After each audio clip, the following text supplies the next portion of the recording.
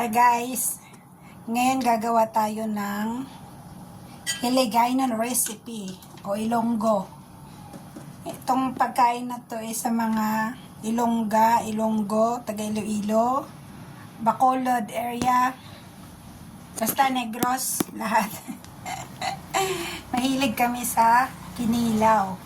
So gagawa tayo ng kinilaw guys. Okay. May nabili akong dilis na malalaki siya. So, wala akong kamatis. Nakalimutan kong kamatis. Ano ba yan? Sige lang, okay na to. Ha? Kita nyo ba? Ito yung ingredients. Ito na yung dilis. Malalaki siya guys. Tinanggalan ko na siya ng buto. Yan. Ko alam kung puputulin ko pa kaya o wag na. So ito na yung ingredients niya. Prepare na natin. Kita ba? Ayan, wag na akong tingnan. Ingredients na lang. Ayan. So ito kalamansi. Pigain natin. Ang kilawin masarap siya pag maanghang. Wala akong kakang niyog o coconut milk. Wag ko na siyang lagyan. Lagyan ko na lang ng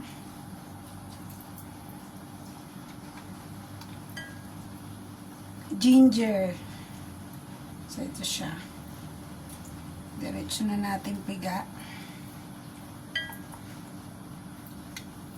Tapos, ibababad ko siya hanggang bukas ng tanghali siya kakainin. Yan. Masarap ito pag naibabad siya kasi yung isda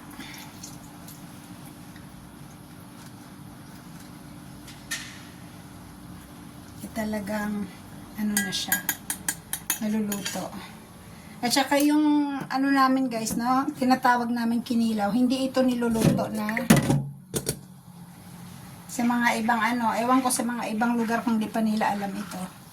Pero sinasabi ko sa inyo, hindi namin siya niluluto. Iluluto siya ng vinegar at saka ito yung sili ko. Yan, nag-durian ako ngayon kaya bukas ko na siya kakainin. Bawal kasi ang manghang sa durian.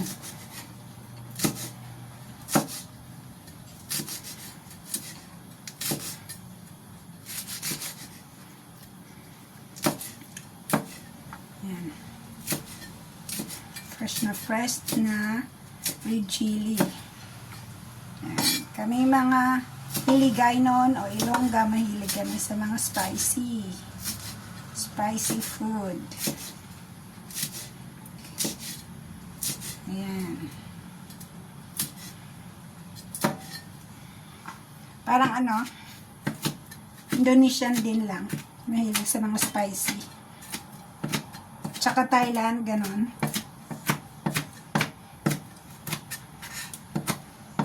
Mahilig sa maasim at tsaka maanghang. So, ito na. Hindi ko na siya gagawin kasi yan. Diretso na natin. Ayun lang yan.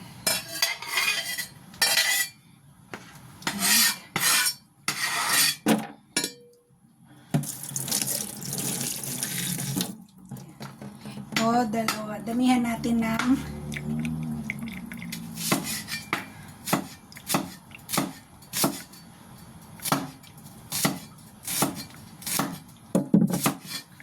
nahulog, sayang.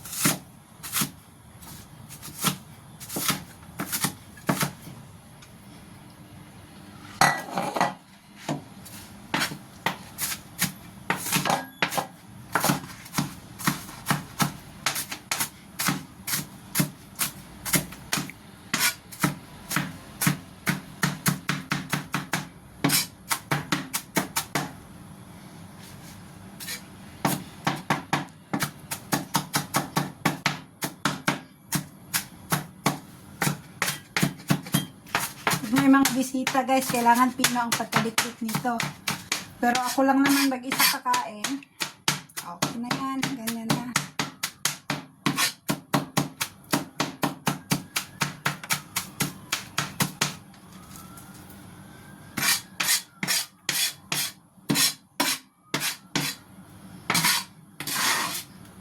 Ayan, maraming sibuyas. Masarap pag maraming sibuyas. At saka, lagyan natin ng ginger. Ang ginger natin, kailangan manipis kapag hila niya. Ayan. Ayan. Ito rin, liitan natin.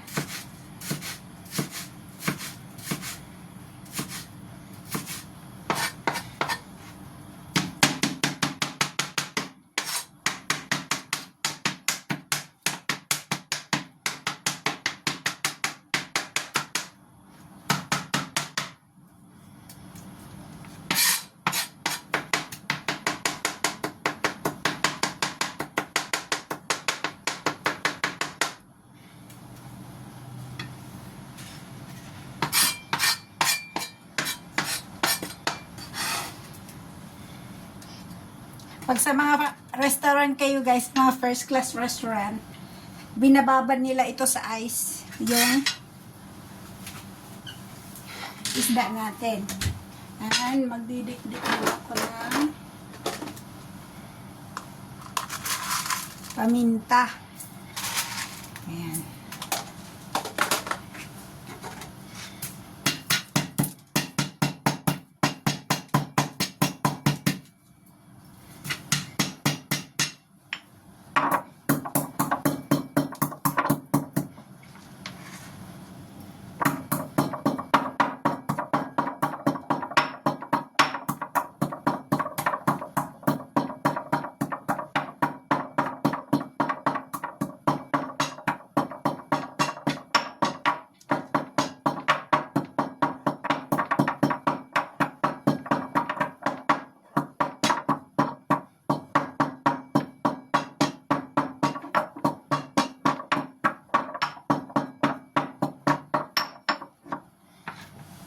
So, ito na, yung ano niya. Halo-haloin lang ito. Lalagyan natin siya ng vinegar. Ayan. Ang ginagawa ko dito guys is tansya-tansya lang. Tinatansya-tansya ko lang siya. And, of course, ang ating, lagyan natin ng salt. Konti lang.